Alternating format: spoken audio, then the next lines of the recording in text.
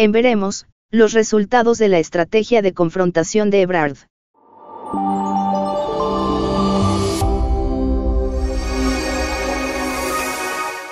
Lejos de la preferencia de López Obrador y a contracorriente de la cargada oficial de la 4T, Marcelo Ebrard apostó por la estrategia de denuncias y confrontación con funcionarios federales y la dirigencia de Morena en aras de ganar popularidad.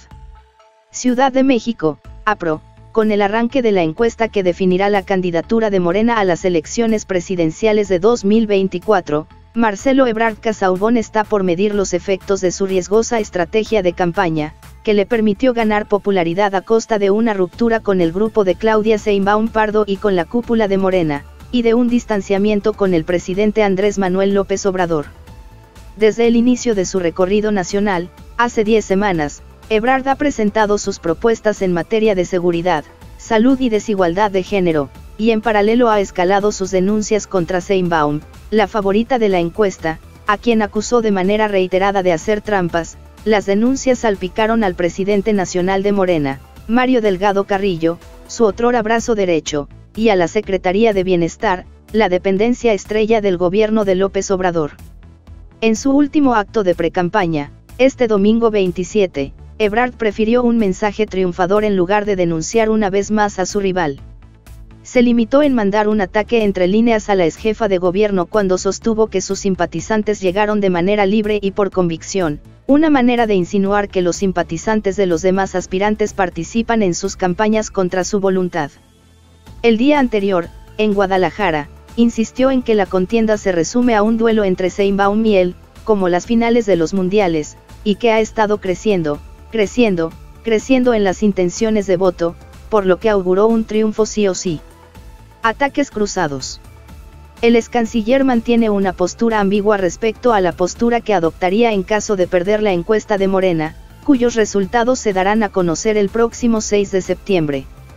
Desde hace varias semanas el excanciller ha denunciado las prácticas desleales de sus rivales, su equipo ha presentado una queja formal a la dirigencia de Morena, y él ha aseverado que no aceptaría un proceso injusto. Sin embargo, nunca ha precisado qué haría si desconociera los resultados y ha descartado la opción de lanzarse como candidato de otro partido, como Movimiento Ciudadano.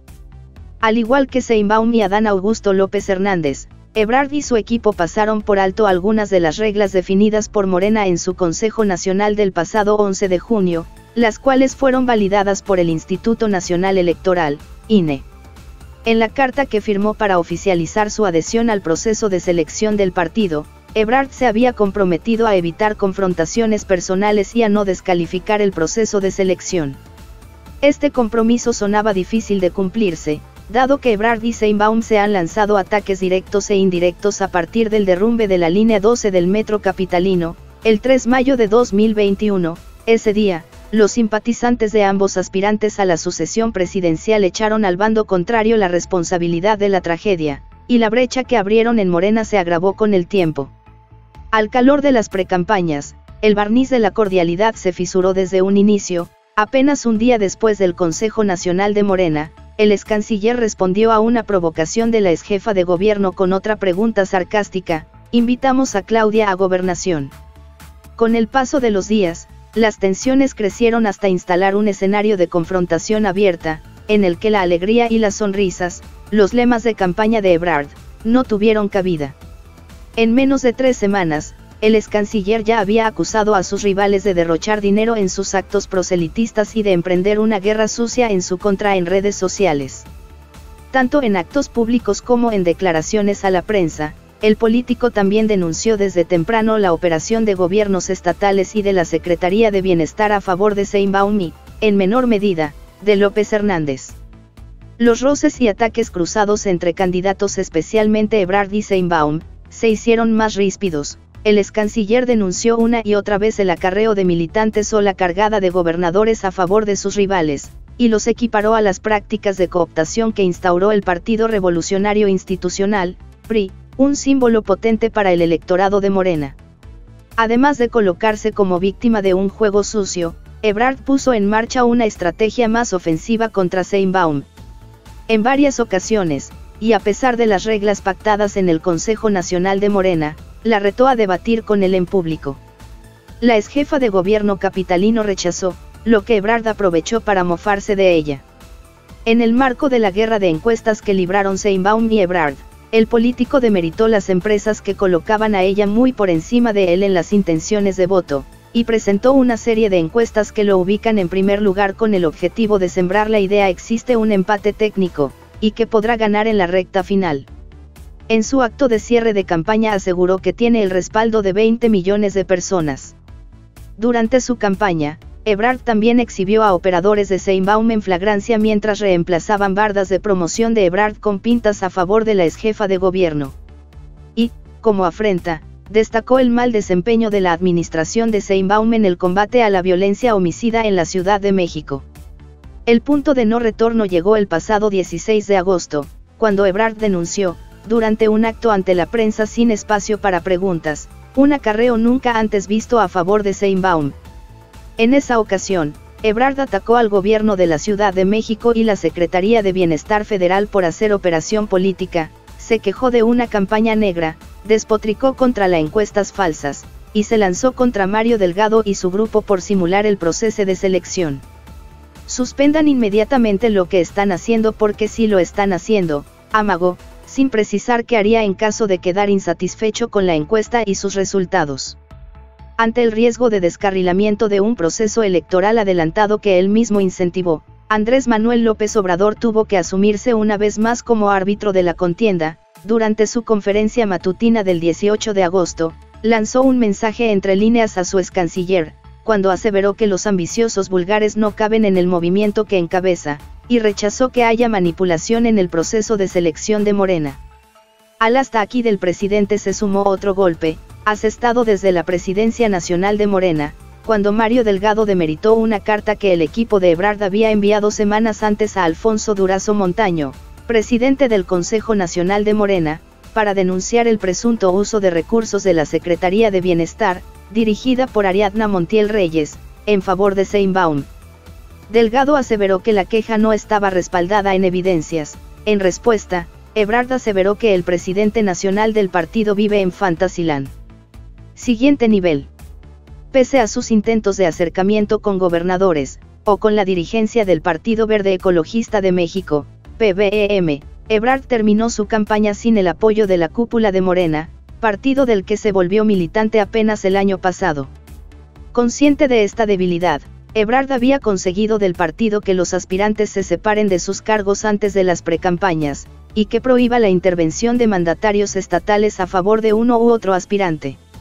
A diferencia de las campañas de Sheinbaum y López, basadas en mítines multitudinarios con militantes de Morena, la gira de Ebrard consistió en una serie de pequeños eventos en todo el país a los que acudían escasas personas y mítines más grandes en la Ciudad de México, donde reunía a su grupo cercano y daba sus anuncios más relevantes. A la par de estos actos públicos, el equipo del excanciller realizó una intensa campaña en redes sociales.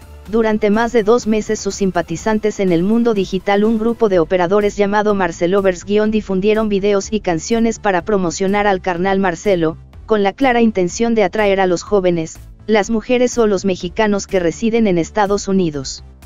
En 2 meses y medio, Ebrard y su grupo desplegaron diversas estrategias para revertir el problema de fondo de la campaña, el hecho que Sheinbaum es vista como la heredera natural de López Obrador, y que los simpatizantes de la exjefa de gobierno retratan a Ebrard como un neoliberal, traidor al proyecto de gobierno del mandatario.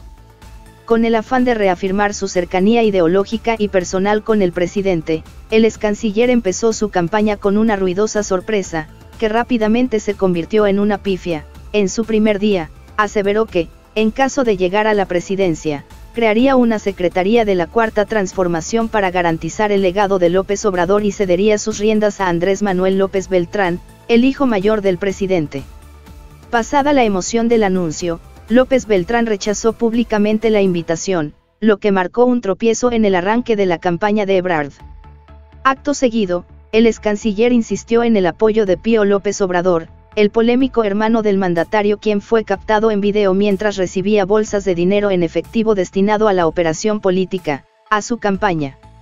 A pesar de que sumó un integrante de la familia López Obrador a su proyecto político, Ebrard no consiguió otra alianza con una figura de peso en Morena o en el entorno del presidente. Eso sí, insistió en cada uno de sus actos públicos en su relación añeja con el mandatario, a quien suele referirse como Andrés. Sus alabanzas al presidente le permitieron engrandecer su propio balance en el gobierno de la Ciudad de México y en la Cancillería, y en lugar de limitarse a defender el balance de la administración de López Obrador, como lo había acordado Morena y como lo hicieron sus dos principales rivales, Sheinbaum y Adán Augusto López Hernández, Ebrard y su equipo decidieron presentar propuestas para el gobierno que encabezaría en caso de llegar a la presidencia de la República.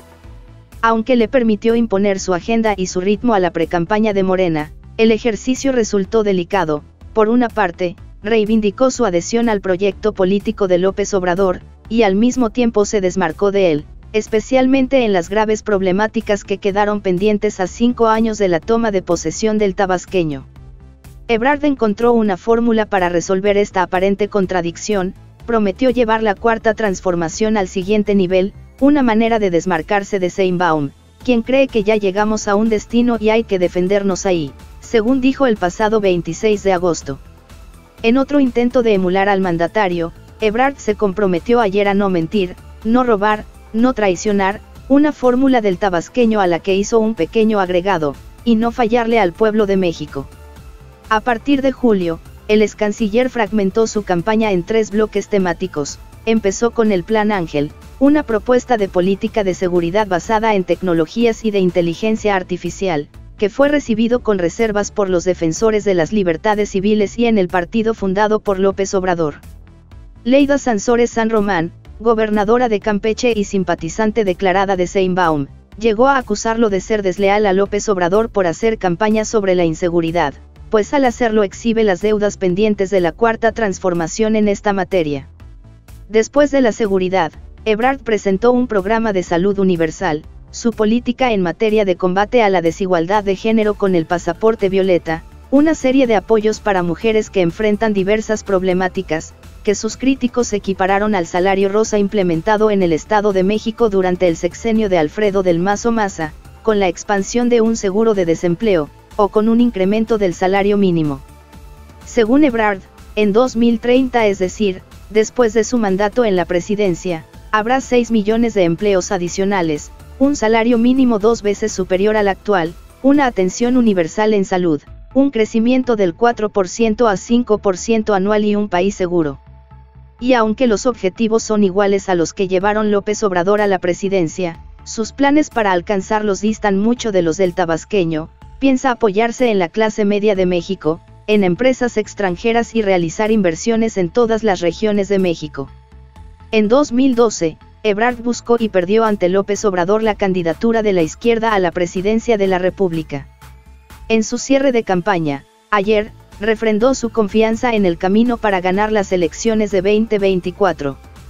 Para ello, lanzó a sus simpatizantes un exhorto: ayúdenme con la encuesta.